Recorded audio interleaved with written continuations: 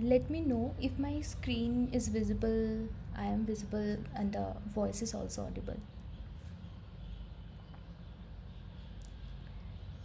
If everything is good, then hello everyone. I am Ananya Chatterjee.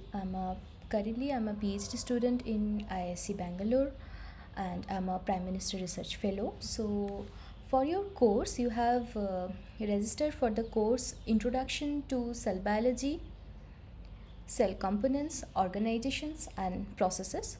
So for this course, the course instructor is Professor Shikha Larolia, and I will be the teaching assistant for the course along with other two teaching assistants.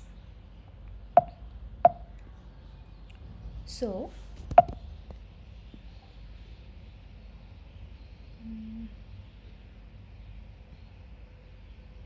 yeah, so to briefly give you a course outline, so today's class will be more of a introductory class.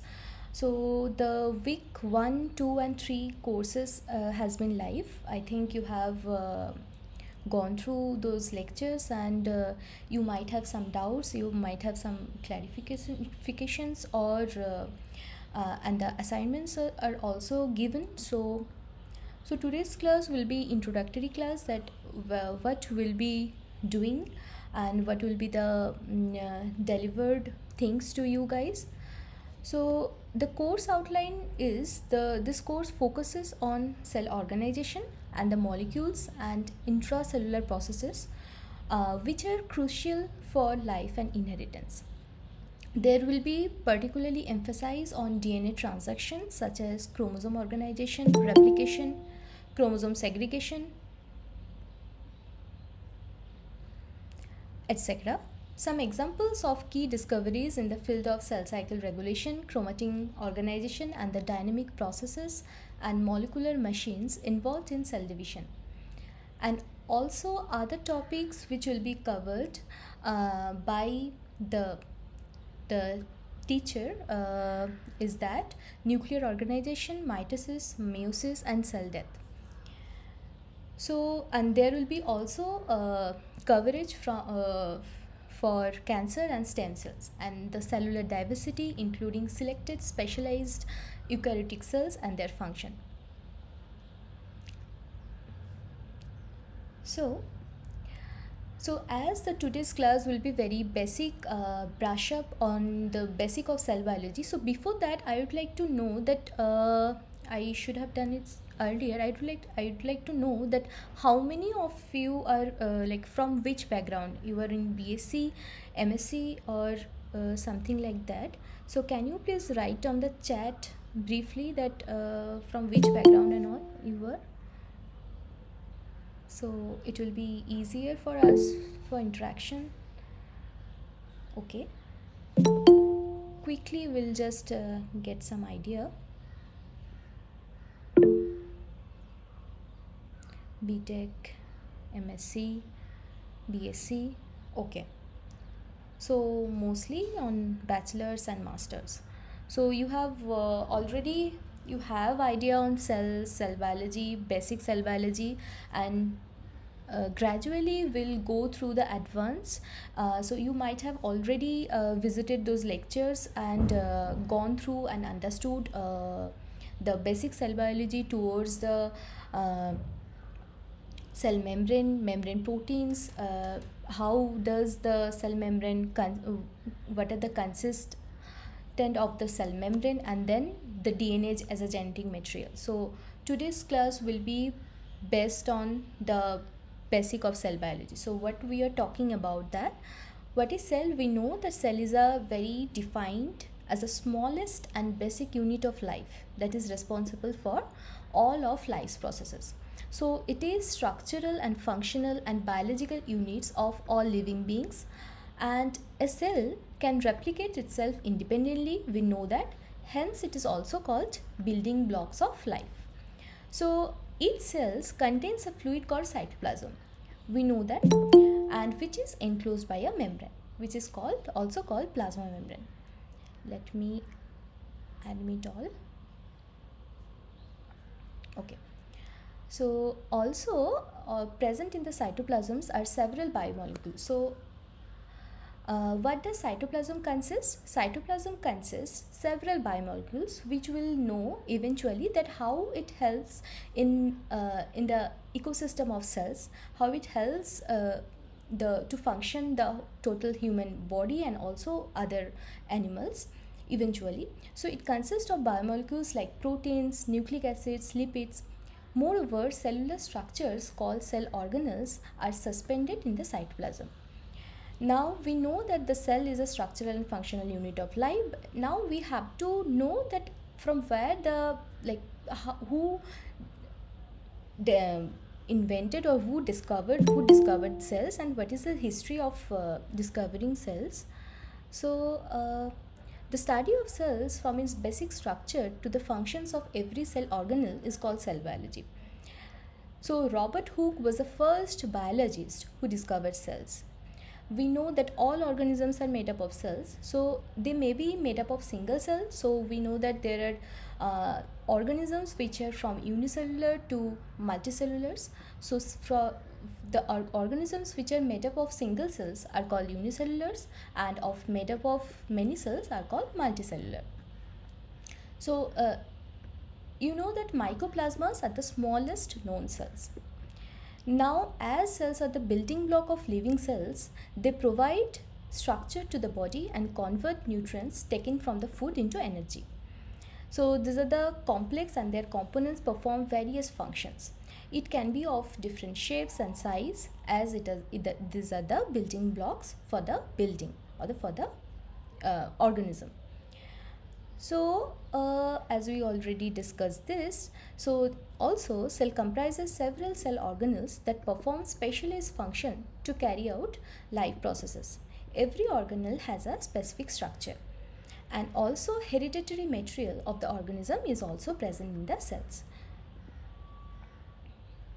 Now, as we already initiated the discussion of discovery of cells. So the discovery of cells is a remarkable advances. It helps us to know how organisms are made, are made of cells, and these cells help in carrying out various life processes. So who discovered? Robert Hooke discovered the cell in 1665. So how he has discovered? He observed a piece of bottle cork under a compound microscope and noticed minuscule structures, small structures that reminded him of small rooms.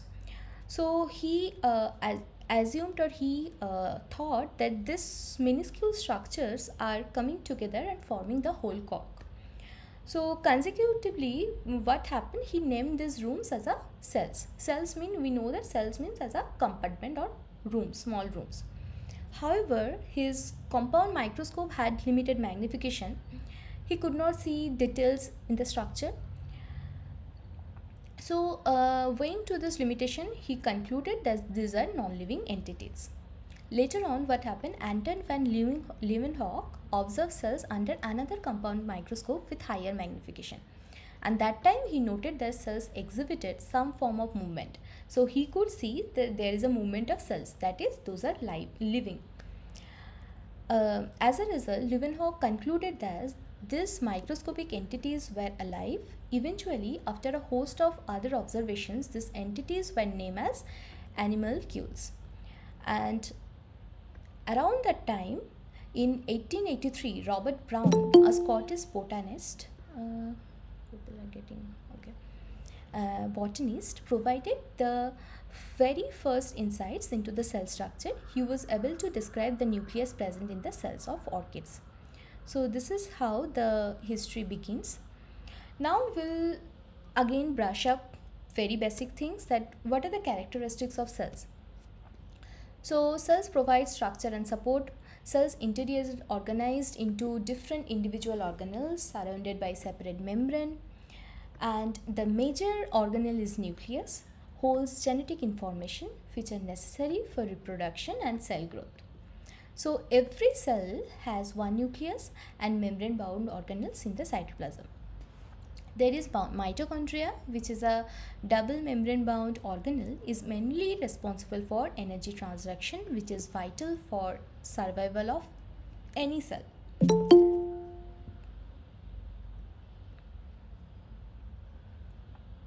Lysosome. What is the function of lysosome? Lysosome digests unwanted materials in the cell.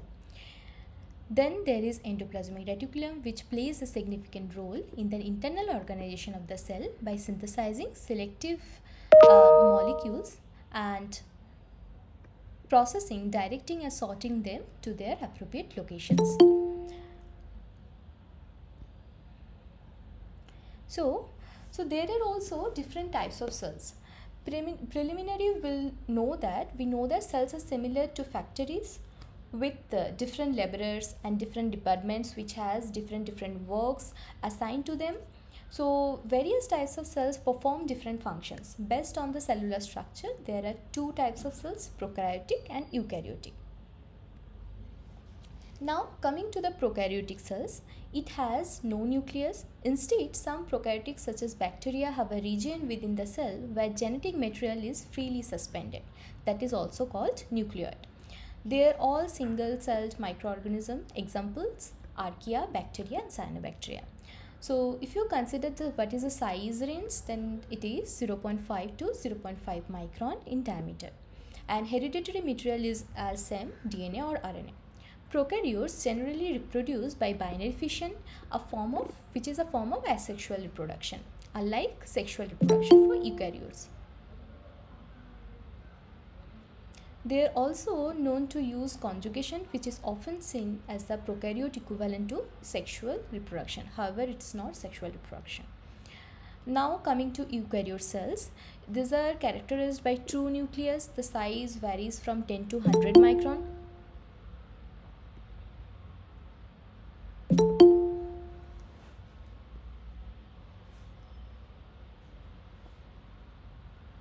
This broad category involves plant, fungi, protozoans and animals.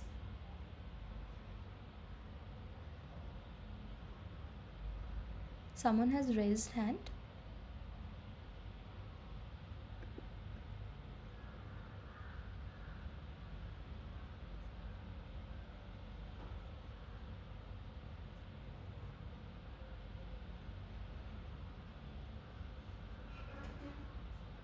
Okay. So the plasma membrane is responsible for monitoring the transport of nutrients, electrolytes in and out of the cells, and it is also responsible for cell-to-cell communication. They reproduce sexually as well as asexually. There are some contrasting features between plant and animal cells. For example, plant cells contain chloroplasts, central vacuoles and other plastids, whereas animal cells do not. Then we will go to look the cell membrane. So what is cell membrane? Cell membrane supports and protects the cell. It controls the movement of substance in and out of the cell. It separates the cell from the external environment. The cell membrane is present in all the cells. The cell membrane is outer covering of the cell within which all the organelles such as cytoplasm, nucleus are enclosed. It is also referred to as plasma membrane. So by structure, it is a porous membrane which permits the movement of selective substance in and out of the cell. Besides this, the cell membrane also protects the cellular component from damage and leakage. So it forms a wall-like structure between two cells as well as between cell and surrounding. Plants are immobile, so their cell structures are well adapted to protect them from external factors. So plants has very rigid cell wall, that's why. So that cell wall helps to reinforce this function. Now what is cell wall? Cell wall is the most prominent part of plant's cell structure. It is made up of cellulose, hemicellulose and pectin. So the cell wall, we know that exclusively present in plant cells. So it protects the plasma membrane and other cellular components. So it is a rigid and stiff structure. It provides shape and support to the cells. Now cytoplasm, we know that the thing which is getting covered by the cell wall or cell membrane is a cytoplasm. It's a very thick, clear, jelly-like substance present inside the cell membrane. So most of the chemical reaction we will eventually discuss happens within the cytoplasm. The cell organelles such as endoplasmic reticulums, vacuoles, mitochondria, ribosomes are all suspended in the cytoplasm. So after this class we'll we'll discuss previous year's assignments, so that it will be helpful for you to solve this year's or this week's assignment. So going back to the nucleus contains the hereditary material of the cell, the DNA.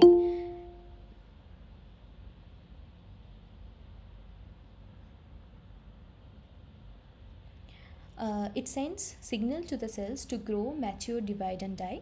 The nucleus is surrounded by the nuclear envelope that separates the DNA from rest of the cell, and also it protects the DNA and is an integral component of plant cell structure. Now I have listed down more in a single sentence what is a function. So what is nucleolus? Nucleolus is a site of ribosome synthesis. Inside the nucleus it's present, so it is involved in controlling cellular activities and cellular reproduction. What is nuclear membrane? Nuclear membrane we have discussed that it protects nucleus by forming a boundary between nucleus and cell organelles. Now chromosome is a part of nucleus. It plays a crucial role in determining the sex of an individual. Each human cells contain 23 pairs of chromosome. Now coming to the endoplasmic reticulum, it's involved in the transportation of substance throughout the cell. It plays a primary role in the metabolism, carbohydrate synthesis of lipids, steroids and proteins. Golgi bodies are the cells is also called cell's post office, because it is involved in the transportation of materials within the cell. Ribosome, we all know that is the main part of the protein synthesis or the protein synthesizers of the cell. Mitochondria is the powerhouse of the cell. It's called powerhouse because it produces ATP, which is the cell's energy currency.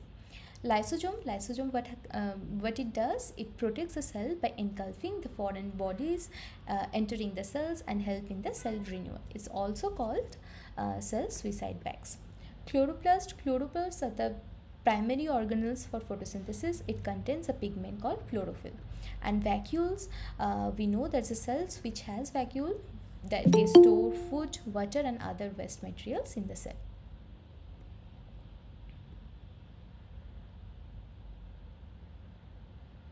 So today's class is very basic to brush up what all you know.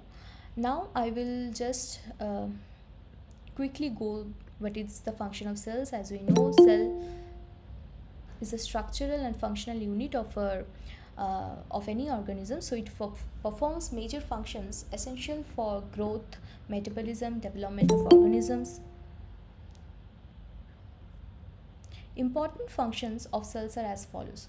So it provides supports and structure. All the organisms are made up of cells.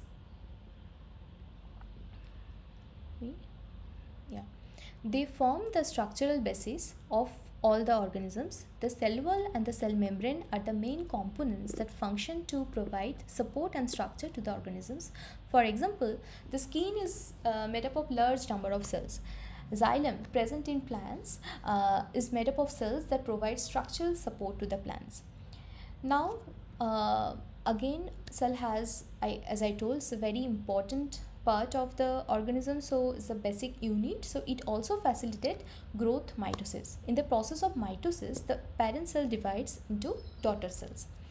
It allows transport of substance. So through the cell membrane, transports or various nutrients can get in and out of the cells. So it allows as a transport to carry out various chemical processes going on inside the cell. The waste produced by the chemical processes is also getting eliminated from the cells by active and passive transport. Small molecules such as oxygen, carbon dioxide, ethanol diffuse across the cell membrane along the concentration gradient. It's also called passive transport. The larger molecules diffuse across the cell membrane through active transport, where the cells require a lot of energy to transport the substance.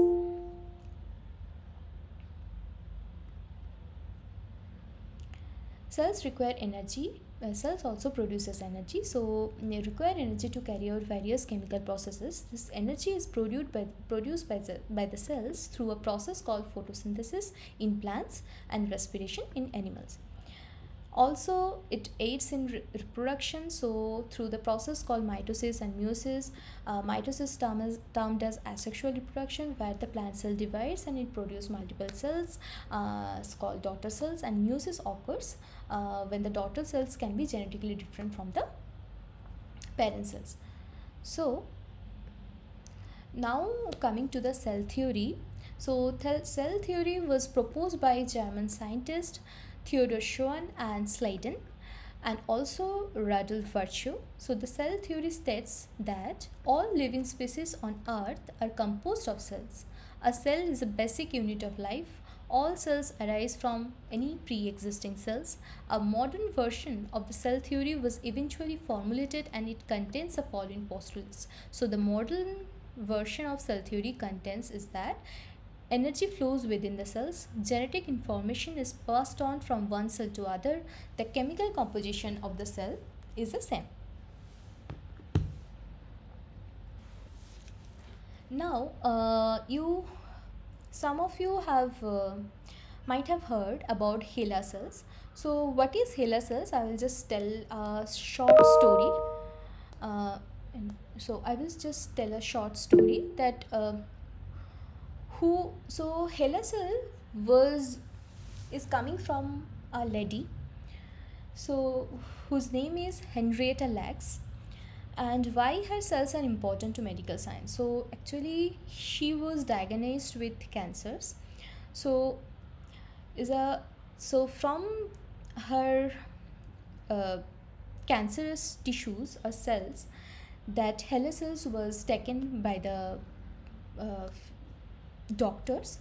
So it's very remarkably durable and prolific line of cells obtained during her treatment by John Hopkins researcher Dr. George Kay. So those cells were taken without the knowledge or permission of her and her family, and they become the first human cells to grow well in a lab. So these cells are immortal, meaning they will divide again and again. So why the cells are immortal? Because there is a expression of overreactive telomerase that rebuilds the telomeres after each division. So it prevents cellular aging and cellular senescence and allowing the perpetual divisions of the cells. So there is a book, The Immortal Life of Henrietta Lacks. So you can, if you have time, you can go through the book, and this is a representative image of HeLa cells. Now it's a short history in a schematic form that how the cell gets discovered. We already discussed it, so I will quickly skip. I will quickly just go to the next slide. So the origin of cell theory is also I have already discussed. So is the representative image of the cork cells Robert Hooke studied under microscope. Now history of cell theory, that also we have discussed, that Professor Schwann and Sladen did that. So I have just put a note. Now we will discuss endosymbiotic theory. So it has been discussed in the lecture also. So to quickly brush up, and if you have any doubt you can tell. So what is endosymbiotic theory? So it has been proposed that how the eukaryotic cells was generated. So it was proposed that we know that eukaryotic cell has plasma membrane, okay? So it was proposed that the plasma membrane gets folded. So enfolding of the plasma membrane of an ancestral cell gave rise to the endoplasmic reticulum, the endomembrane components we see, including nucleus, endoplasmic reticulum in the eukaryotic cell. So this is a prokaryotic cell, but pro-eukaryotic cells. So here what happens, the plasma membrane gets enfolded and it forms different endomembrane structures, that is nucleus and also endoplasmic reticulum. Then in second step, what happened, in a first endosymbiotic event, the ancestral eukaryote consumed aerobic bacteria that evolved into mitochondria. Now the question is how in a eukaryotic cell mitochondria gets developed. So for that, to prove that, scientist has proposed that the eukaryotic cell consumed aerobic bacteria, and that eventually evolved into mitochondria. Now the third event is that in a second endosymbiotic event, what happened? The early eukaryote consumed photosynthetic bacteria that evolved into chloroplast. So we are having chloroplast and also we are getting mitochondria. So when eukaryotic cells engulfs any photosynthetic bacteria, it is becoming a plant cells or modern photosynthetic eukaryotic cells. And when it is engulfing mitochondria, is becoming modern heterotrophic eukaryotic cells.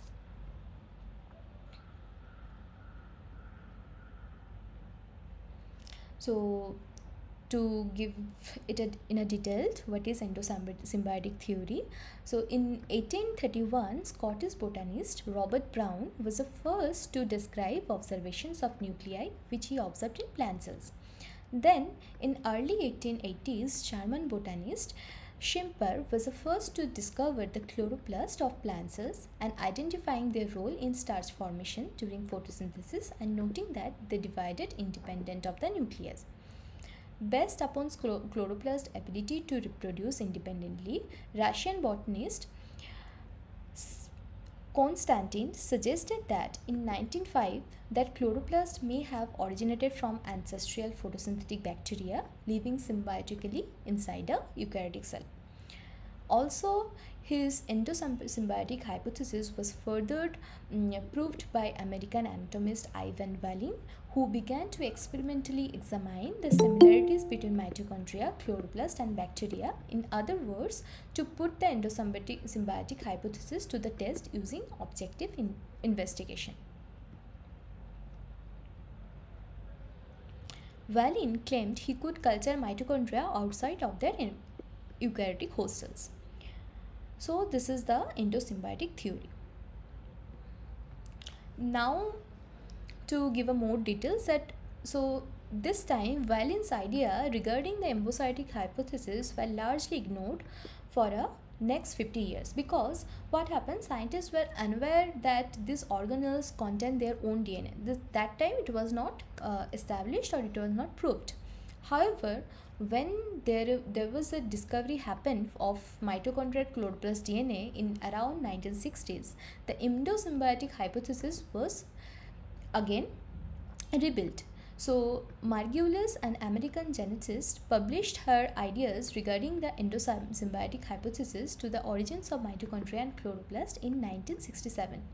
In the decade leading up to her publication, advances in microscopy had allowed scientists to differentiate prokaryotic cells from eukaryotic cells.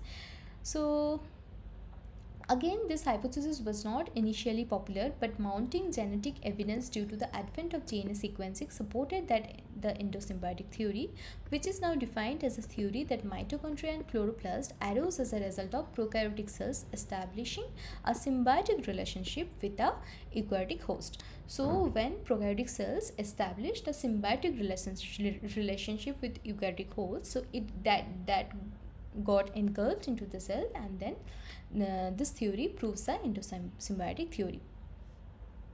So she explained her theory also in a book, Symbiosis in Cell Evolution. So she explains that how endosymbiosis is a major driving factor in the evolution of organism.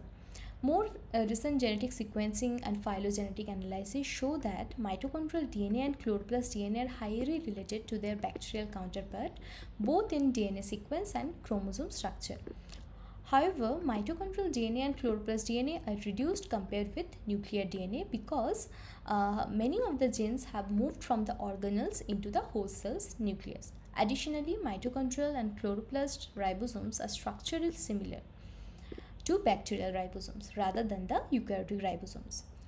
Last, the binary fissions of this organelle strongly resemble the binary fission of bacteria as compared with mitosis performed by eukaryotic cells. Since Margulies' original proposal, scientists have observed several examples of bacterial endosymbiont in modern-day eukaryotic cells. Examples include the endosymbiotic bacteria found within the guts of certain insects such as cockroach, photosynthetic bacteria like organelles found in protists.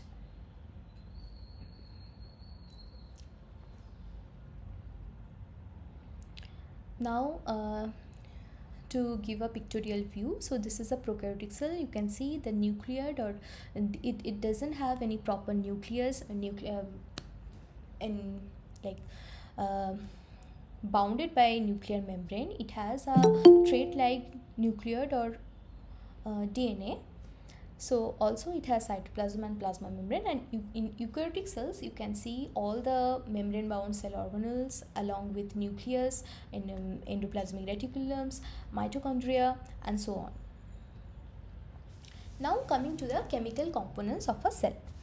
So our cell, what kind of chemical components we can think of if we think of us, or if we think of cells?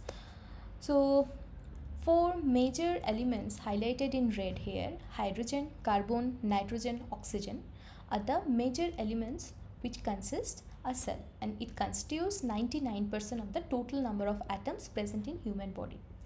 Additional 7 elements which are highlighted in blue here, sodium, magnesium, potassium, calcium, phosphorus, sulfur, and chlorine, together represents about 0.9% of the total. And very trace amount of elements also important, which are here represented as green color. So these are the living organisms which are made up of this chemical components. Now we will talk about some energies which are important for cells. So we know that average molecules go through average thermal motions. So here in this red line, it is represented the energy value, so energy content in terms of kilojoule per mole. So you can see that it lies between 1 to 10 kilojoule per mole. Then what is the energy of non-covalent bond breakage in water? It's around 10 kilojoule per mole. ATP hydrolysis in cell, carbon-carbon covalent bond breakage, and so on. So a crucial property of any bond, whatever it is, it's covalent or non-covalent, is its strength. Bond strength is measured by the amount of energy that must be supplied to break it, and it expressed in units kilojoules per mole or kilocalories per mole. So what is joule? Joule is the amount of energy required to move one object to a distance of 1 meter against a force of 1 Newton. So this measure of energy is derived from the SI units. And there is a second unit of energy often used by cell biologists, is the kilocalorie. So 1 calorie is the amount of energy needed to raise the temperature of 1 gram of water by 1 degree Celsius. So 1 kilojoule is equivalent to 0.239 kilocalorie.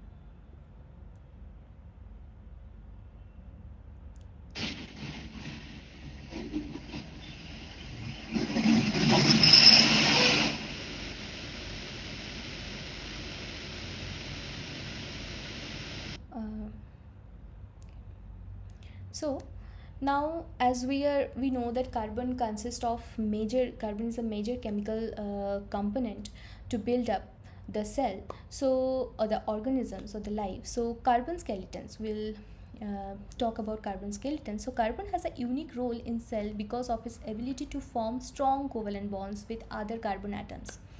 So those carbon atoms can join to form chains. It can form branch trees, it can form rings.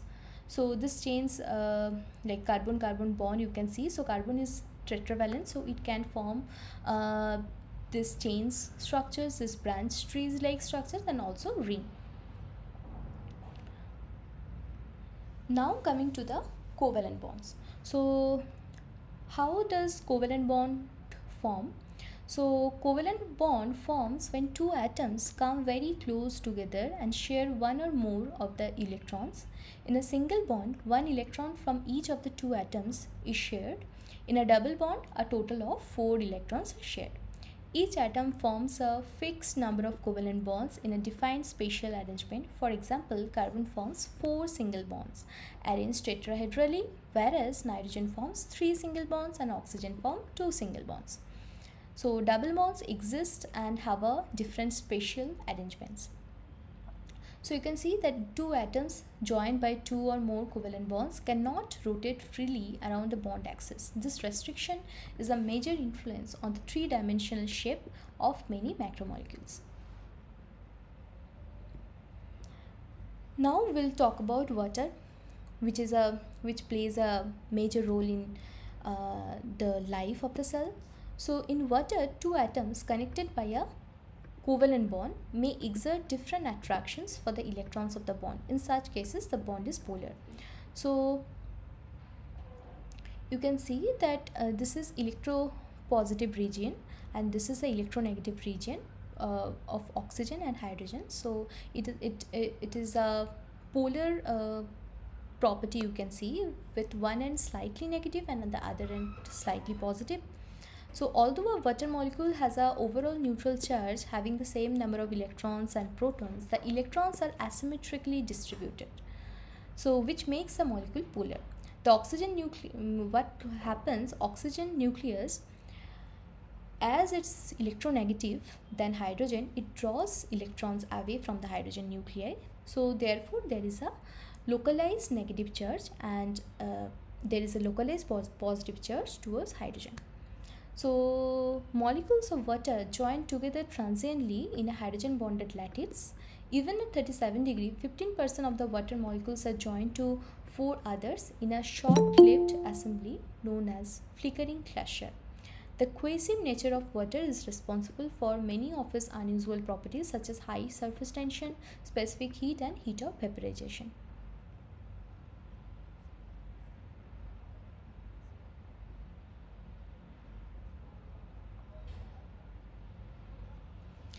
Now we'll discuss the strength or energy of covalent and non-covalent bond. So in non-covalent bond, we know there is ionic bond, hydrogen bond, van der Waals bond.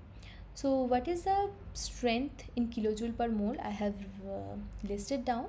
For the covalent bond is the highest or the strength or the most strong bond can form. Its energy around 377. Non-covalent is 12.6, hydrogen 4.2 and 0.4 respectively. So now coming to the hydrogen bonds, how does hydrogen bond form? So because those are polarized, what happens, two adjacent H2O molecules can form a linkage known as hydrogen bond. So as we are discussing that oxygen is having a slightly negative charge, so and also simultaneously another water molecule in that the hydrogen. Anyone has any question? The hydrogen will have positively charged, so there will be attraction of positive and negative charge and it will lead to a hydrogen bonding. So hydrogen bonds have only about 1/20th strength of a covalent bond. Now we will see hydrophilic molecules and hydrophobic molecules. So we have to understand these things to understand what is happening inside cytoplasm. So we will go through this in this class. So hydrophilic molecules, what they are, the substances that dissolve readily in water is called hydrophilic molecule. So they are composed of ions and polar molecules that attract water molecules through electric charge effects. So water molecules surround each ion or polar molecule on the surface of a solid substance and carry it into the solution. So ionic substances such as sodium chloride dissolve because water molecules are attracted to the positive Na plus or negative chlorine charge of each ion.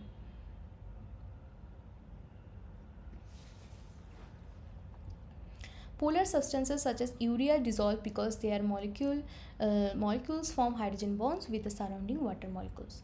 Now, what are hydrophobic molecules? Molecules that contain some non-polar bonds that are usually insoluble in water and termed as hydrophobic. So this is true especially of hydrocarbons, which contain many carbon and hydrogen bonds. Water molecules are not attracted to such molecules and so have little tendency to surround them and carry them into solution.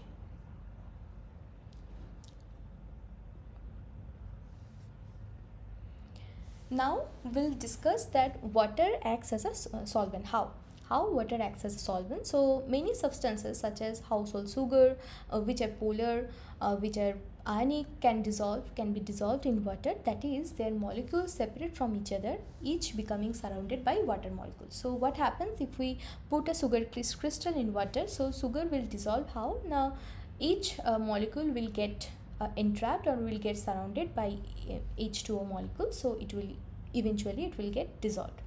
So what is solution? When a substance dissolves in a liquid, the mixture is called solution, and the dissolved substance is called solute, and where it is getting dissolved, it is called solvent. Now we'll talk about weak non-covalent chemical bonds.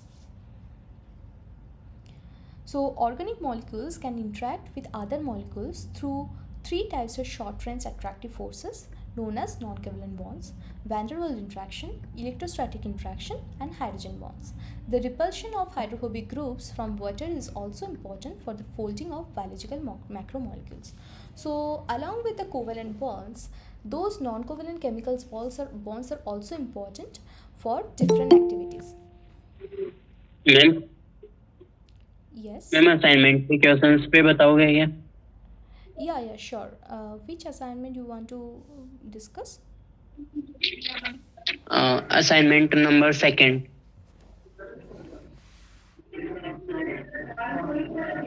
Okay, so assignment number 2 for this year, no? So the deadline is tomorrow. Yes ma'am. Yes, so for that, before the deadline, we won't be able to discuss the answers or things. So I will discuss those questions thoroughly in next class. Okay, so I can discuss assignments from previous year. If you like, I will discuss this today only. So if you guys want now, I can start discussing also.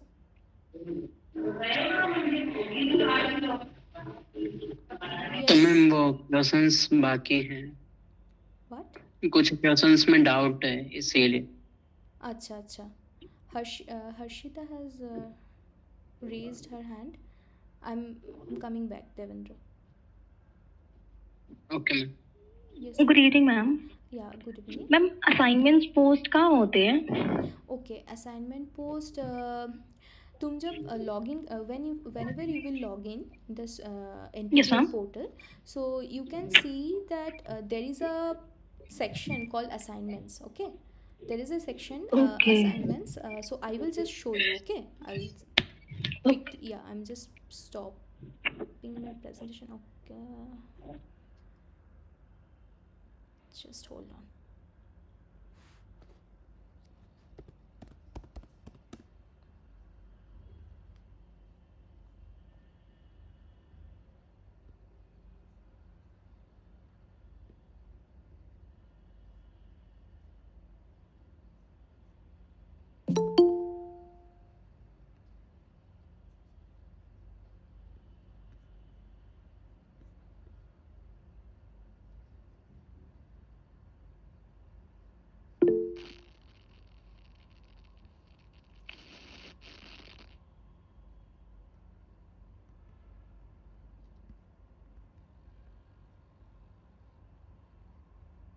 So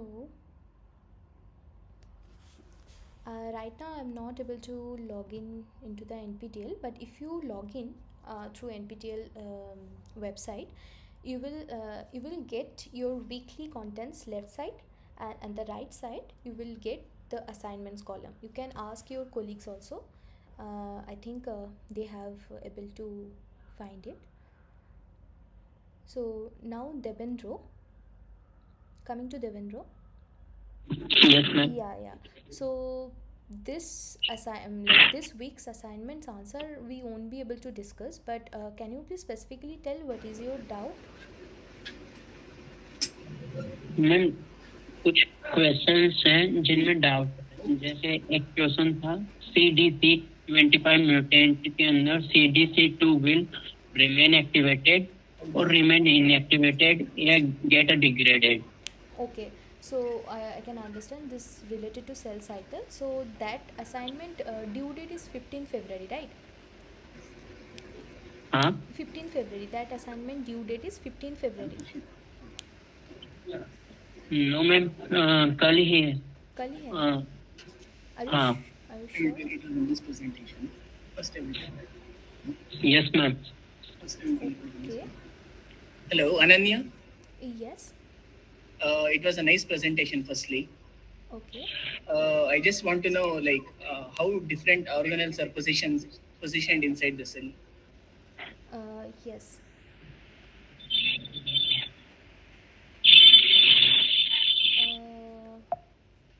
Just a second.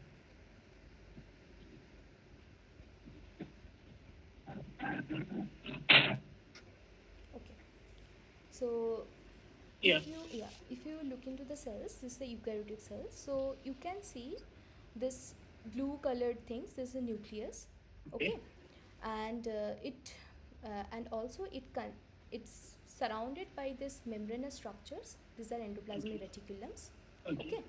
And there will be some organelles called mitochondria and Golgi apparatus. So the positioning is like that. It will help in functioning the cells. Like the nucleus should be in nearby endoplasmic reticulum, so that the whatever like functionality is done by endoplasmic reticulum will be like facilitate the nucleus function also, and also the endoplasmic reticulum should be nearby Golgi apparatus, so that you know the vesicular trafficking and all will promote it to through Golgi apparatus and lysosome, and then through the vesicular transport mechanism. So like this the cell organelles are positions. Yeah. Okay. Thank you. Thanks a lot. Thank you.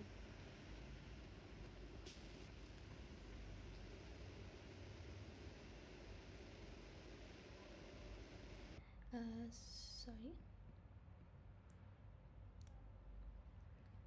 So the previous year's assignment I will discuss today after some time. Now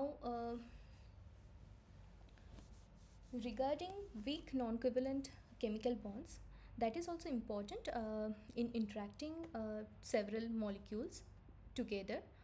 Now we will talk about van der Waals interactions, hydrogen bonds and hydrogen bonds in water. So what is van der Waals interaction? So if two atoms are too close together that they repel each other very strongly, for this reason an atom can often be treated as a sphere with a fixed radius. So the characteristic size of each atom is specified by a unique van der Waals radius.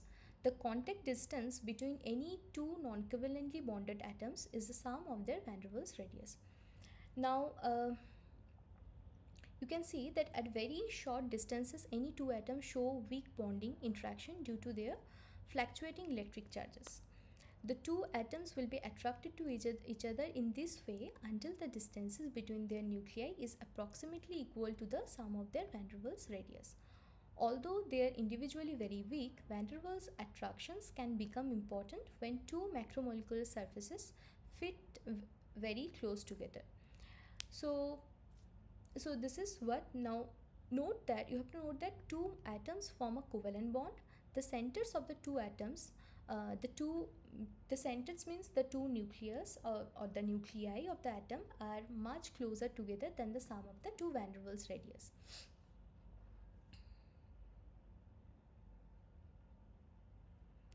Now we already discussed hydrogen bonds. So is a sandwich between two electron attracting atoms.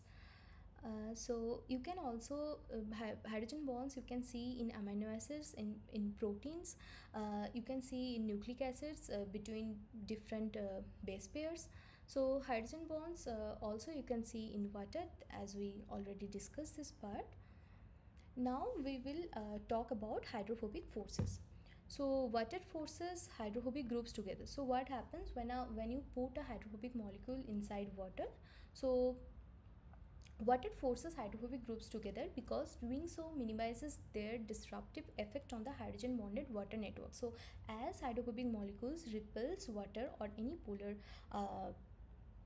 components, so it will, if it gets together, so it minimizes the disruptive effects. So hydrophobic groups held together in this way are sometimes said to be held together by hydrophobic bonds, even though the apparent attraction is actually caused by repulsion from the water. Now we will talk about electrostatic interaction. It happens between two fully charged groups, or ionic, or also it's called ionic bonds, between two partially charged groups or on polar molecules. The force of attraction between the two charges, am I in meeting? Okay, sorry. So the force of attraction between the two charges,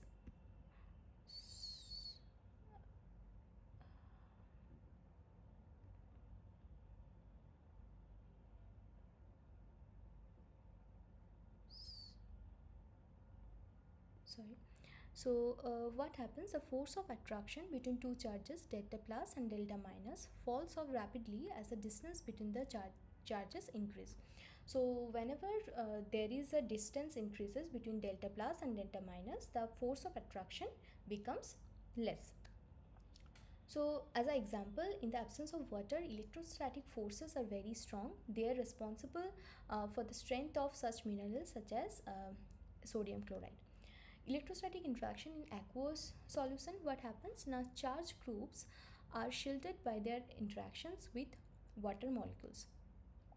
So look, is a phosphoric acid. You can see that the charged groups are hindered or shielded by water molecules, and for also the magnesium, the positive charges are shielded by water. So similarly, ions in solution can cluster around charged groups and further weaken their attractions.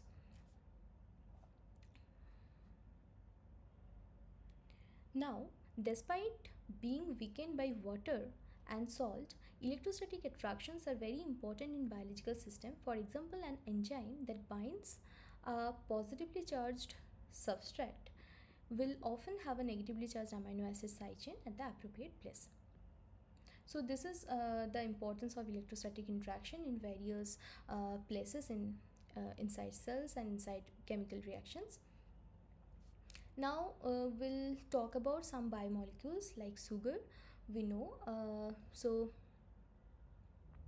we also for the, in the case of protein, there the basic and the structural component is amino acids, fatty acids, and also nucleotides. So we'll talk in details in next classes or next lectures. So these all biomolecules are building blocks for larger units of the cell.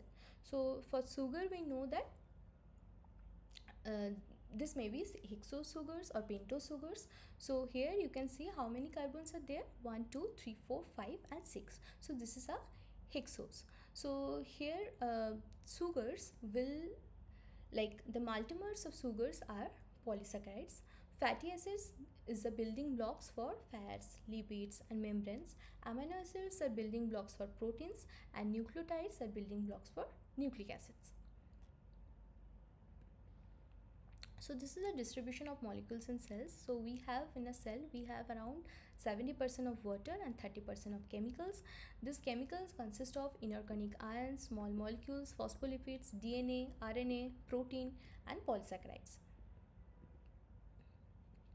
Now, how different subunits or biomolecules like sugars, amino acids, and nucleotides form macromolecules, and eventually that will lead to macromolecular assembles.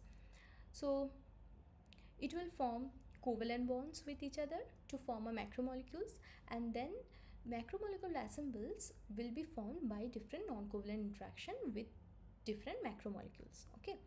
So small molecules become covalently linked to form macromolecules, which in turn assemble through non-covalent interaction to form large complexes.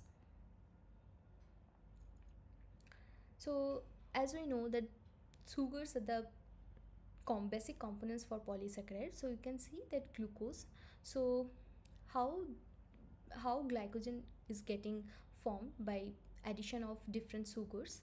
So and also this is for the polysaccharide, and also for the proteins we can see that amino acids come closer, and then they will form peptide bonds, and eventually that will lead to formation of protein. Same as nucleic acids, we can see DNA and RNA made up of nucleosides, nucleotides, bonded by phosphodiesteric bonds.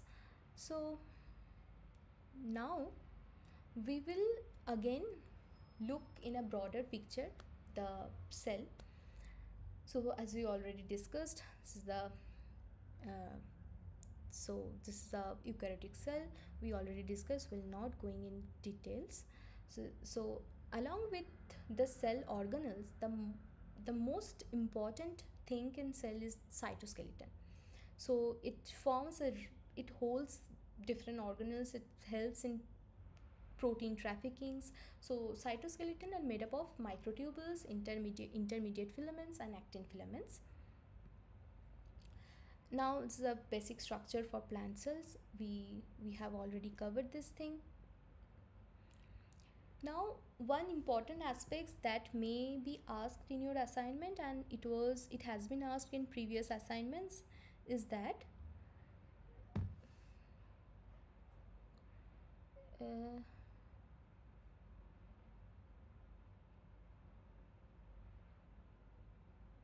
am I audible to everyone?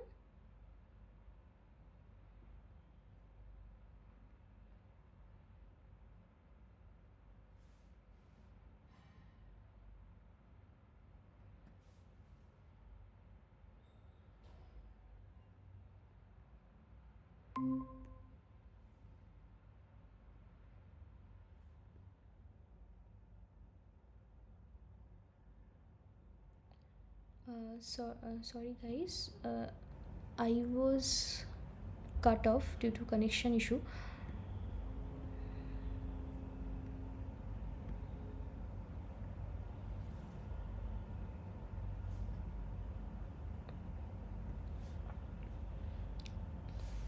So I hope I am audible and visible to everyone. So one important aspect I would like to discuss today, which may be asked in assignments or exams, or it has been asked in previous assignments, is that what are activated carrier molecules? So activated carrier molecules are essential for biosynthesis. So in this pictorial image, what is you can see is that it's a truck, okay, and this truck, it has some energy and it has unloaded its energy and it's now empty. So what happens when there is a molecule, okay, available in cell? So this molecule should be like energized by formation of any bond or formation of any modification. So that modification is energetically unfavorable reaction, okay. So to perform this truck or this actually represent as activated carrier molecule, it unloads its energy and this energy will go to the molecule, okay. And then when this molecule is energized or it has already energy, so that when it unloads the energy or it gets oxidized, so that reaction is energetically favorable reaction. So that is also called catabolism, and this is also called anabolism. So then that drug or the activated carrier molecule will help this energetically favorable reaction, and the energy which it releases, it will get loaded into that activated carrier molecule. So what does this activated carrier molecule do? So they serve as energy shuttles. Activated carrier molecules perform their function as go between that link, the breakdown of food molecules and the release of energy to the energy requiring biosynthesis of small and large organic molecules. So there are different examples of activated carrier. So here is another examples how it happens when some stones are falling from very top hills or somewhere. It's getting crushed, and so heat energy will be generated. So if we place any rotor here, so what happens is stone will fall in that rotor. So when it will be falling, so this rotor, that rotor will rotate, okay. And if we connect the rotor with a bucket, so where we have to leave the full water bucket, so then what will happen, the water, so eventually we can unload the water in a it will be used for hydraulic machines or maybe for a useful work. So here we are using the energy which we are getting by falling this stone. So this is a coupling mechanism which require enzymes and are fundamental to all the energy transactions of the cell. So the nature of a coupled reaction is illustrated by a mechanical analogy in which the energetically favorable chemical reaction is represented by rocks falling from a cliff. So some examples of activated carrier molecules is ATP. So the hydrolysis of ATP to ADP and inorganic phosphate, how it happens. Now the two outermost phosphates, so this is a ATP molecule, okay. So this is adenine attached with ribose sugar and is attached with triple phosphates. So the two phosphates, so the two outermost phosphates in ATP are held to the rest of the molecule by high energy phosphoanhydride bonds. So as indicated, water can be added to ATP to form ADP and inorganic phosphates. Hydrolysis of the terminal phosphate of ADP is between 46 to 54 kJ per mole of usable energy depending on the intracellular conditions. The large negative delta energy of this reaction arises from several factors. Release of the terminal phosphate groups removes an unfavorable repulsion between adjacent negative charges, and the inorganic phosphate ion released is stabilized by resonance and by favorable hydrogen bond formation. So if we add water, what happens? Hydrolysis of ATP is happening, and it gives rise to ADP and inorganic phosphate. So now we will learn more about ATP, so which is most widely used activated carrier molecule. It's most important and versatile of activated carriers in cells in ATP. Just as the energy stored in the raised bucket of water we were seeing, ATP is a convenient and versatile store or currency of energy used to drive a variety of chemical reactions in cells.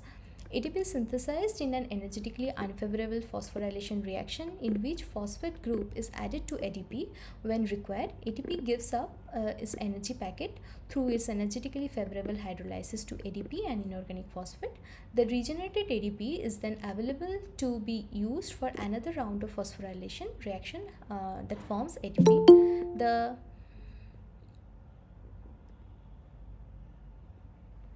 The energetically favorable reaction of ATP hydrolysis is coupled to many otherwise unfavorable reactions through which other molecules are synthesized. So there are several activated carrier molecules are also there along with ATP, and those are widely used in metabolism. So those are ATP, NADH, NADPH, FADH2, acetyl coenzyme, carboxylated biotin, and so on. So yes, so this is the group carried in high energy linkage. So for ATP, the phosphate group, which is high energy linked by high energy bond. For NADH, NADPH, FADH2, those are the high energy linkages are electrons and hydrogens. For acetyl coenzyme, those are acetyl group. Carboxylated biotin, carboxyl groups, and for SAM, these are methyl group, and for uridine diphosphate glucose, these are the glucose. Now we will see another acetyl activated carrier molecule is acetyl coenzyme. So here also we have seen that for acetyl coenzyme we have acetyl group as a high energy. So this is held by high energy bond, this acetyl group. So here is a model. You can see that thioester bond of acetate, because this high energy linkage, this releases large amount of free energy when it gets hydrolyzed. Now coming to some metabolism of our cells. So glycolysis, we will talk about glycolysis. So what happens in glycolysis? For each step, the part of the molecule that undergoes a change, so here we have shadowed in blue, and the name of the enzyme that catalyzes the reaction is in yellow box. Okay, so the first step, what happens in glycolysis? So here glucose is phosphorylated by ATP to form a sugar phosphate, so or glucose 6-phosphate.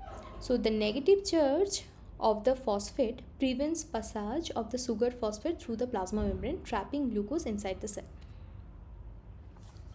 So what happens when glucose gets phosphorylated?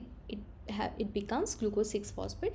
So in the second step, what happens? Now second step is a very readily reversible rearrangement of the chemical structure, or it also called isomerization. So where it moves the carbonyl oxygen from carbon 1 to carbon 2 and forms a ketose, so that is fructose. So from glucose 6-phosphate it forms fructose 6-phosphate. In step 3, again phosphorylation of fructose 6-phosphate happens, and it makes fructose 1,6-bisphosphate. In step 4, what happens? The 6-carbon sugar is cleaved to produce 2 3-carbon molecules. Those are dihydroxyacetone phosphate and glyceraldehyde 3-phosphate. In step 5, what happens? The dihydroxyacetone phosphate is isomerized to form glyceraldehyde 3-phosphate.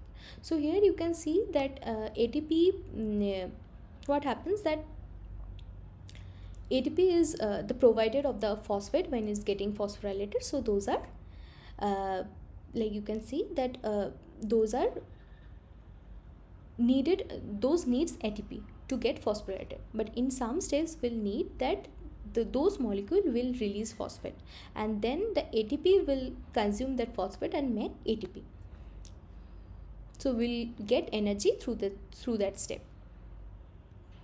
So in this 6th step, what happened, that those 2 molecules of glyceraldehyde 3-phosphate from the step 5 are getting oxidized, and the energy generation phase of glycolysis begins from where? So what happens, as NADH, in this case NAD plus will have that H hydrogen released from the glyceraldehyde 3-phosphate and will make NADH plus H plus. In step 4, the transfer of ADP, we can see that what I was talking about, that ADP will get phosphate and will make ATP. So here the transfer of ADP of the high energy phosphate group that was generated in step 6 forms ATP. So this high energy group will transfer to ADP and will form ATP. So the enzyme required is in this step is phosphoglycerate kinase. So in step 3, what happens, the remaining phosphate ester linkage in 3-phosphoglycerate, which is generated from here,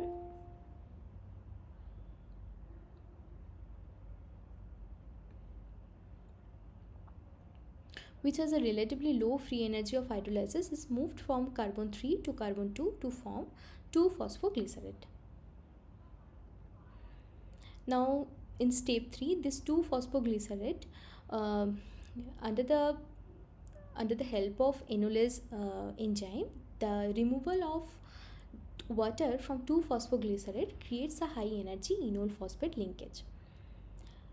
Now the step 4, the phosphoenol that will lead to phosphoenol pyruvate generation. Now the step 4 will be the transfer of ADP of the high energy phosphate group that was generated in step 9 forms ATP. So this phosphoenol pyruvate with the presence of ADP and H plus, and with the action of pyruvate kinase enzyme, it will produce pyruvate and ATP.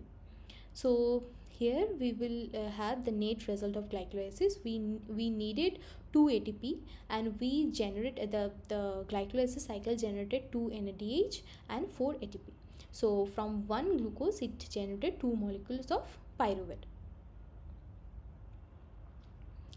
same as TCA cycle.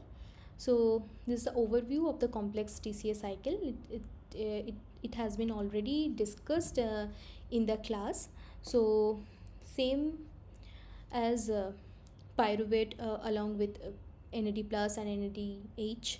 So along with some coenzymes, it will make acetyl coenzyme, and acetyl coenzyme will enter into the Krebs cycle, and then it will eventually form with a reaction with oxaloacetate. It will eventually form citrate, and then alpha ketoglutarate, succinyl coenzyme, succinate, fumarate, and malate, and eventually oxaloacetate. So I have written the detailed chemical reactions happening. So here what is happening? So here what is happening is acetyl coenzyme will react with oxaloacetate and will make citrate. From citrate, so here the enzyme is citrate synthesis, as citrate is getting synthesized. So after when citrate is formed, so there is a isomerization reaction happens, in which water is first removed and then added back. So from citrate, isocitrate is formed. From isocitrate, what happens?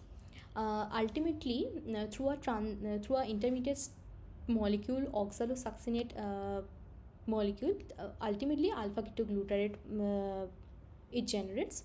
So the alpha ketoglutarate also in the presence of alpha ketoglutarate dehydrogenase complex, it forms succinyl coenzymes. Succinyl coenzyme, in the presence of succinyl coenzyme synthesis, it forms succinate. From succinate we get fumarate in the presence of succinate dehydrogenase. From fumarate to malate, so here the addition of water happens, and from malate, in the presence of malate dehydrogenase, it forms oxaloacetate. So these are the some metabolism. So now we will look briefly about cell membrane structure. So in cell membrane structure, we know that this is very crucial to get a boundary between cell interior and exterior. So the plasma membrane encloses the cells, defines its boundaries, and maintains the essential difference between cytosol and extracellular environment. So inside some cell organelles we already discussed. Now ion gradients across membranes established by activities of specialized membrane proteins can be used to synthesize ATP to drive the transport of selected solutes across a membrane, or as in nerve and muscle cells to produce and transmit electric signals. So in all cells, the plasma membrane also contains some proteins which act as sensors of external signals, and it allows the cell to change its behavior in response to environmental cues, including signal from other cells. So we will go in details, and those are explained detailed in the lectures also. So in the membrane, so how does a membrane made?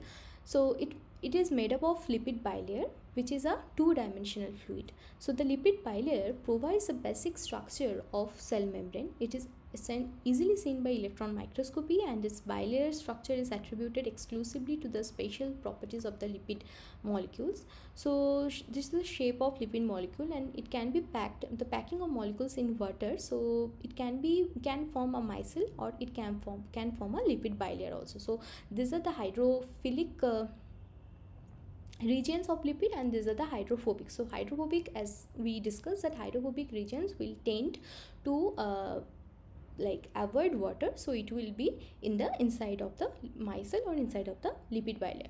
So this is also a energetically unfavorable thing, where a planar phospholipid bilayer with edges will be exposed to water. So what will happen? It will fold, so that no hydrophobic molecules will get exposed to water.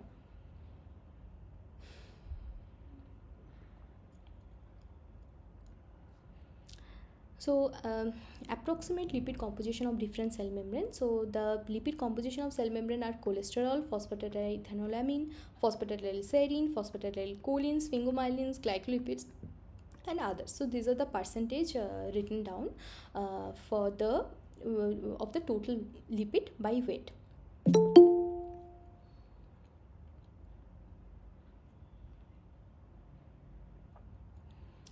Now we know that the fluidity of a lipid bilayer depends on its composition. So it has to be properly regulated. The fluidity depends on both its composition and its temperature.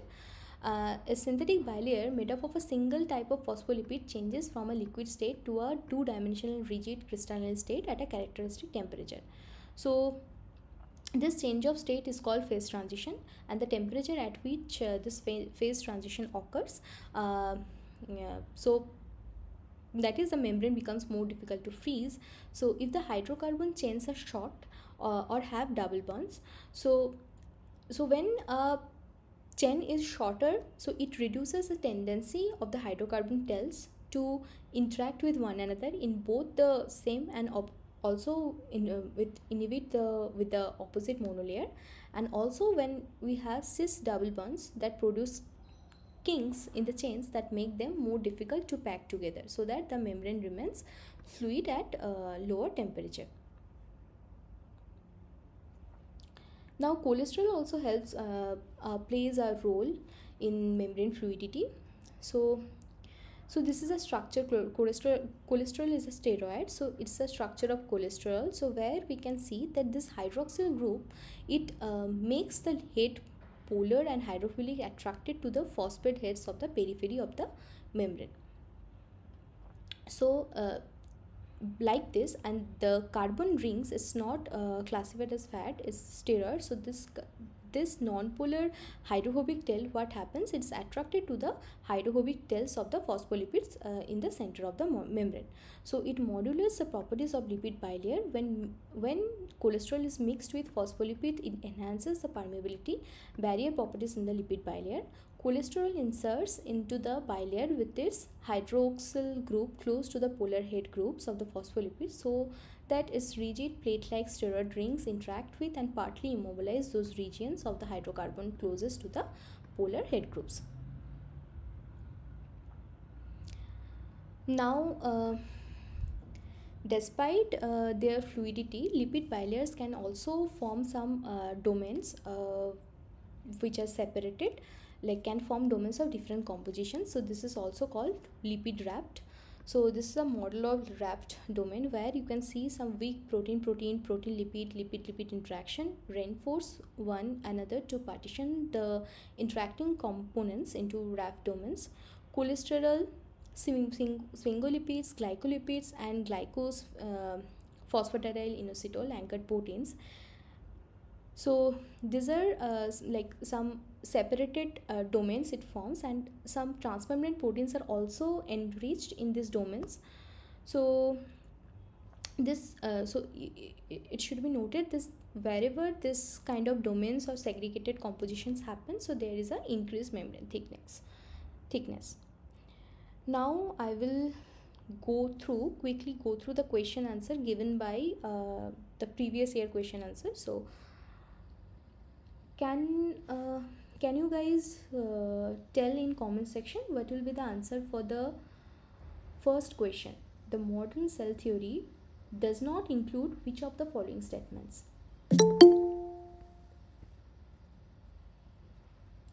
Please put your answer in comment section and I will then tell the answer and will explain. So options are: all organisms are made up of one or more cells. Cells carry hereditary information that is passed on to daughter cells during cell division. The cell is a fundamental and structural unit of living beings which have similar chemical composition and organization. Cells formed by free cell formation similar to formation of crystals.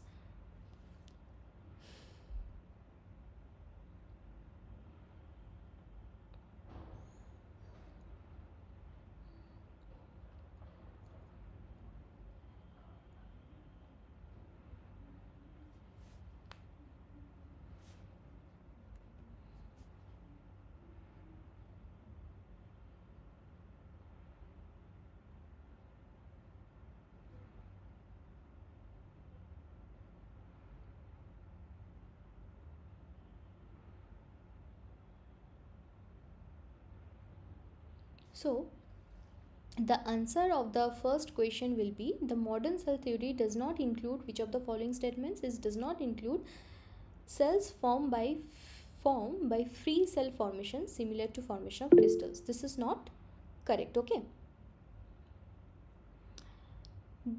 And the next question is also very easy, that which bond is hydrogen bond and which bond is ionic bond. You can see there is a bond formation between two H2O molecules.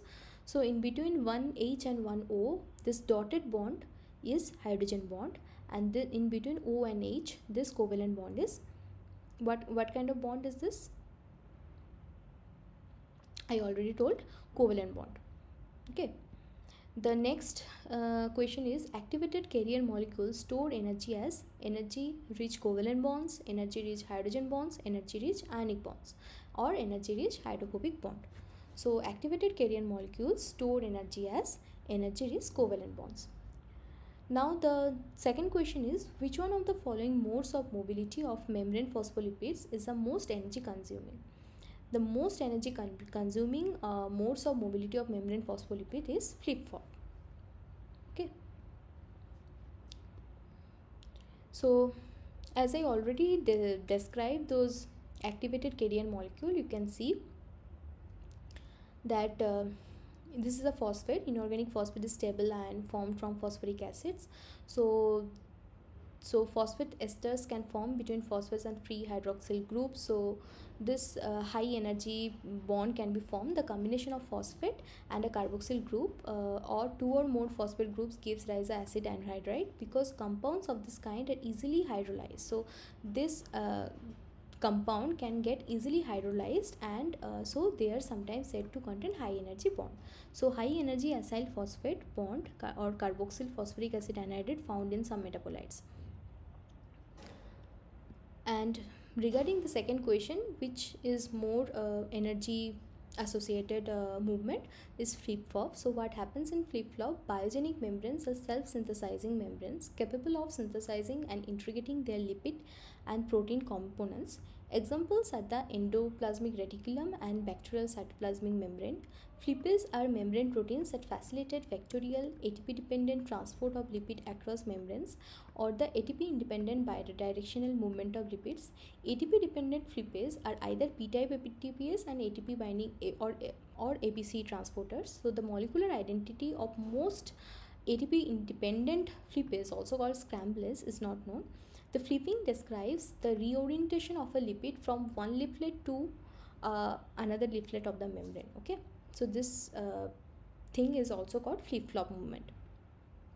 Now the fifth question is, pick the correct option, where they have stated that given four options: ion transporters actively move ions against the concentration gradient, ion channel does not allow the ions to diffuse down the concentration gradient, ion channel creates a ion concentration gradient, ion transporter cause selective permeability to ions.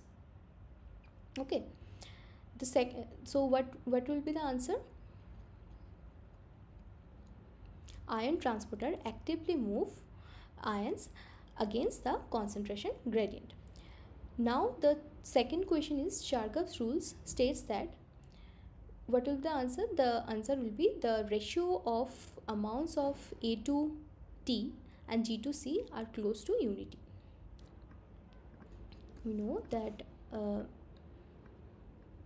the ratio of A plus T and G plus C will be close to unity. Okay, so now we will move to the next question. What is the difference between ribose and deoxyribose? So deoxyribose sugar contains hydrogen at C2' position. Ribose sugar contains hydroxyl group at C2' position. So deoxyribose doesn't have oxygen in C hydroxyl at C2' position, only it contains hydrogen. So that is what the name is, deoxyribose. So this will be the correct answer.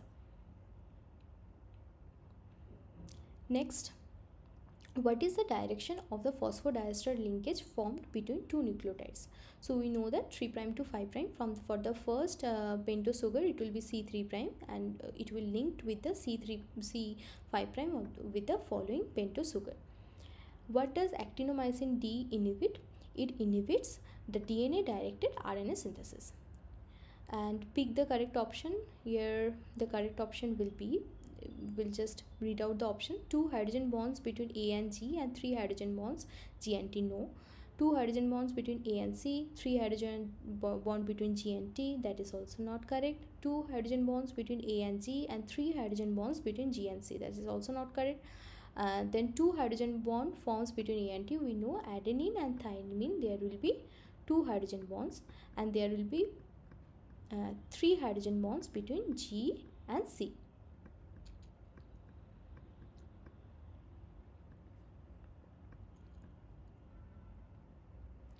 So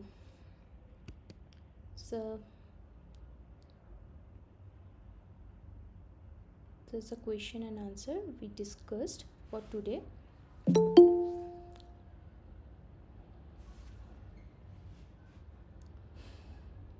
As we are not supposed to discuss the assignments which are for which the deadline is tomorrow or the day or the next week, I will discuss the assignments which you were supposed to submit tomorrow, the next week. If you have any doubt, you can feel free to ask me or put comment.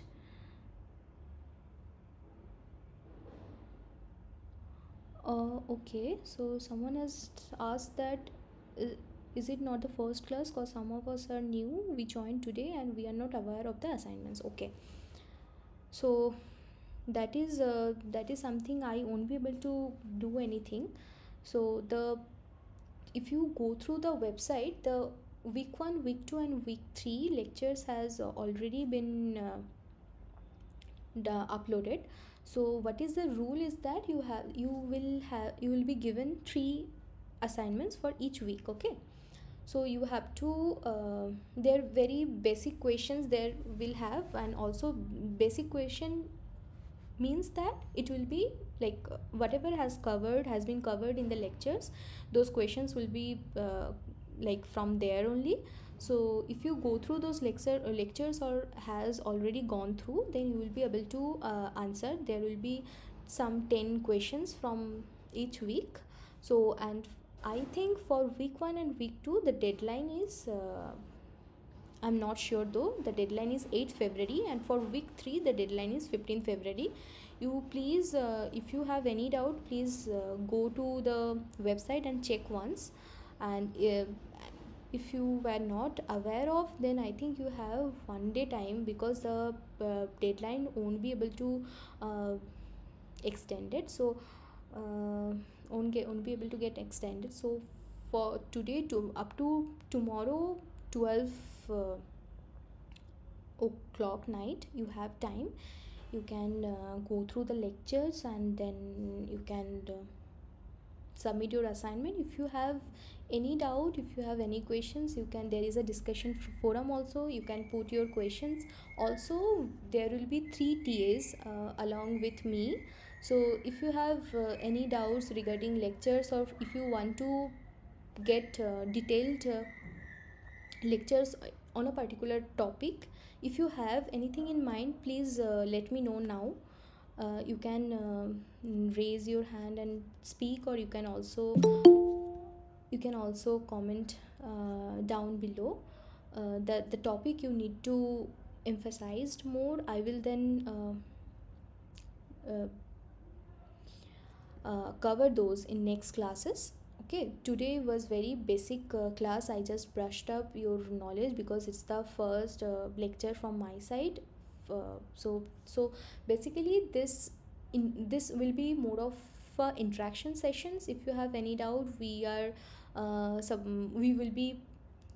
will be trying to help you guys in understanding the concepts. But for regarding the assignments which is already live, we won't be able to tell the I'm just stop sharing. Yeah, we won't be able to, like, we TAs, we won't be able to discuss those questions. So but we will be discussing similar questions from previous assignments. But if you have any concept, if you want to clear any concepts, then please feel free to ask in the class. Feel free if like we will be able to answer, we will answer that day, or we'll make more contents and we'll deliver to the next class for you. There is a question, I think, from Namita, where we have to submit the assignment, ma'am, in the website only. Yeah, in the website only. You have to just, there is a form, okay, so you have to select those like A or B or C, like that, and then there will be an option called submit. You have to press the submit button. So like that, you have to MCQ types questions. If you have any doubts regarding week 1, week 2, regarding week 1 lectures, you are free to ask in this live sessions, because these are meant for that interactions only. So today I have covered till membrane proteins. In the next class I will cover from, if you have any doubt, I will start from that, else I will start from DNA genetic material, and also will cover week 2 lectures. So I think Devendra had any doubt. If I could not listen to the question properly, if you can comment down below, I will be able to read, and if I'm able to help you, will help you. Else we will stop the class. So there will be class each Tuesday. For my part, there will be class each Tuesday 6 to 8 p.m. each week. So in that session we will be discussing, if you have any doubt regarding the lectures floated in the website, if I have any doubt regarding understanding any questions particularly, so please feel free to put your questions in the discussion forum, as well as I can put my mail ID. You can mail me. I'll just put in my mail ID. You are free to mail me if you have or you just put in the discussion forum. I don't know if the mail ID, giving the mail ID is the right thing to do, but yeah, there is discussion forum. You can always put your questions, so me along with other TAs also will be able to see. And today's lecture is being recorded, and I will upload in the NPTEL live sessions cell biology YouTube platform. So that link also will be eventually will be shared to you with you guys. Any questions where we have to submit? Yeah, I have already. If you have any particular questions, please feel free to ask me. Hello, ma'am. Good evening. Yeah, hello. Tell me. Ma'am, can you talk about your research background just as an introduction? What? Yes. So I am a second year PhD student. Currently, I am working in the field of structural virology. So the virus and all, you have also read in details during this COVID and all. So what is my research is that to see how virus interacts with our cellular receptor. So what happens when we get infected with virus, as in COVID, you all know, to put all you guys in the same page, you all know that SARS-CoV-2 interacts with a human receptor called AC2 in lung cells. Okay, so how this virus is interacting with the cellular receptor. So my work more or less on that field, not on SARS-CoV-2 but on other viruses. So yes, I do structural studies to see the interaction between virus with its receptor, how it gets interacted, and then it eventually gets entrapped. So in the field of structural biology, my research work.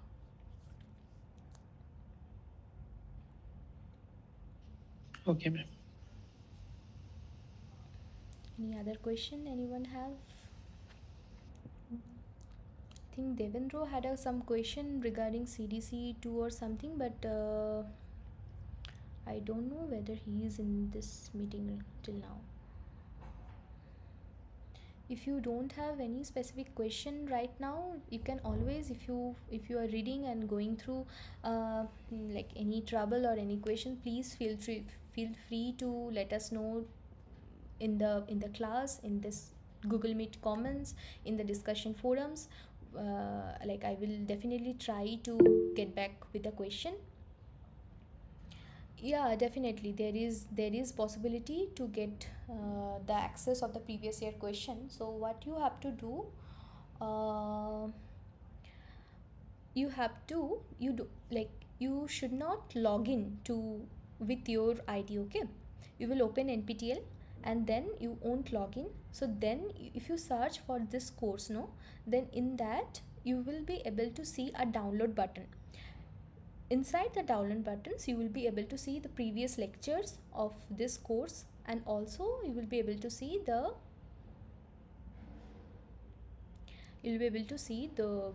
assignments given in the previous year. But I think you have asked for the previous year question papers, means assignment only. So you will get. If you don't get, in next class I will share you the link. Ma'am, how can I get ISC? Means how much marks is required for PhD admission? Okay, so in ISC there is different entry channel. It has entry through GATE, through other fellowship programs like CSI, NET, DBT, JRF, and like ICMR. So the marks, as in, it varies from department to departments. So for, if I consider the GATE score, the average GATE score is 700.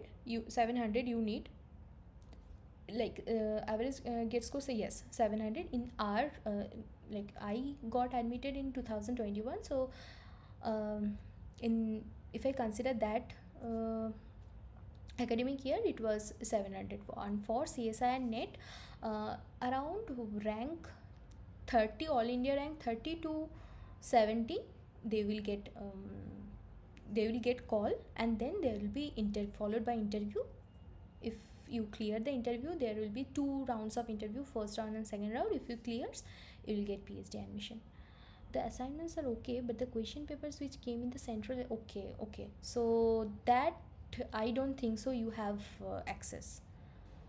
Yes, that I don't think so you have access.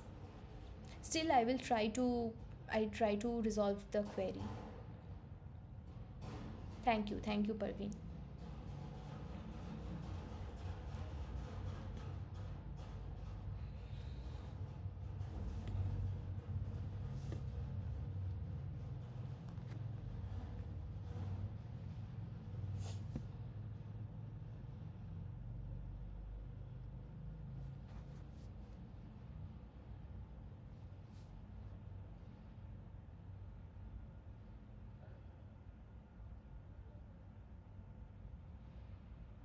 I want to study about protein folding and misfolding, but I don't know the techniques need to study about the PhD thesis papers published. Any suggestions on that?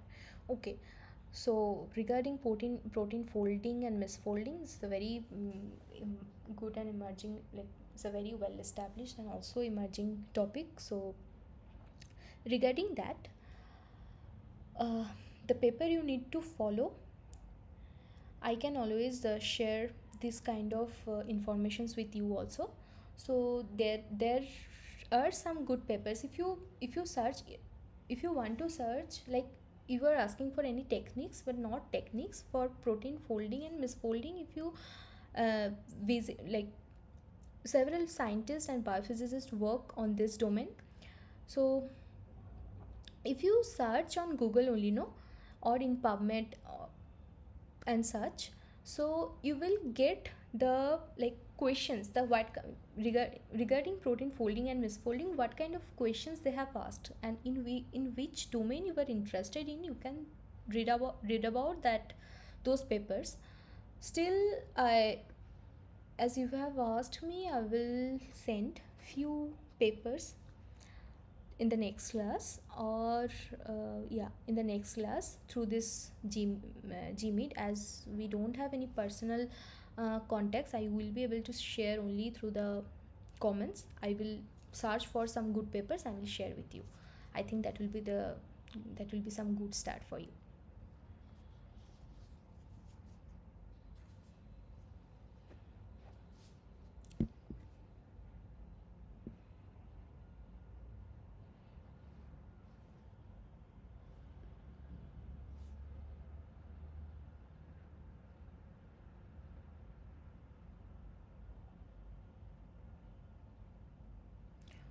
Okay.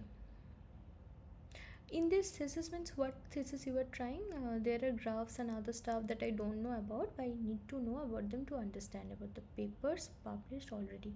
Okay, so you want to know about some, if you can if you can give any link of the paper, which kind of graphs you are talking about, I will be able to know.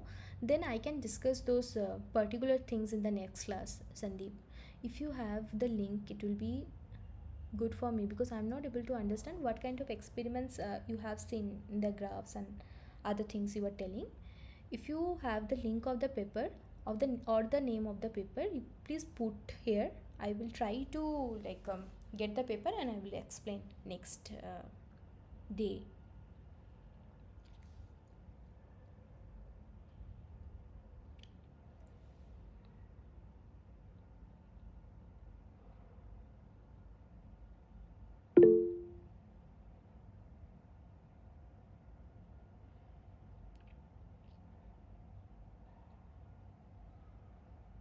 Okay, Professor Jayant Dudgaonkar. Okay.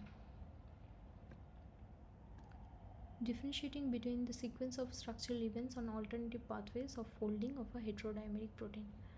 Sure.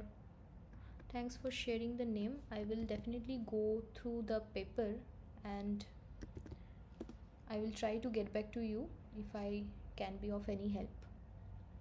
Yeah. So Professor Jayant Dudgaonkar visited IISc recently in MU 50.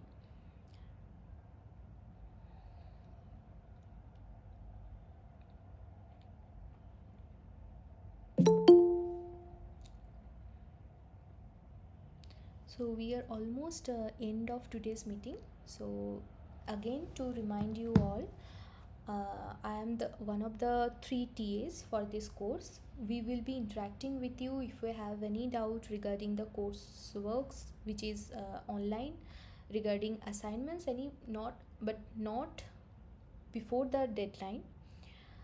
And so we will be discussing and we will have some contents. I will go through the contents first. If you have any specific question, please put a comment. If I will be able to get back to you that day, I will get back, else I will get back with you with the question answers next day.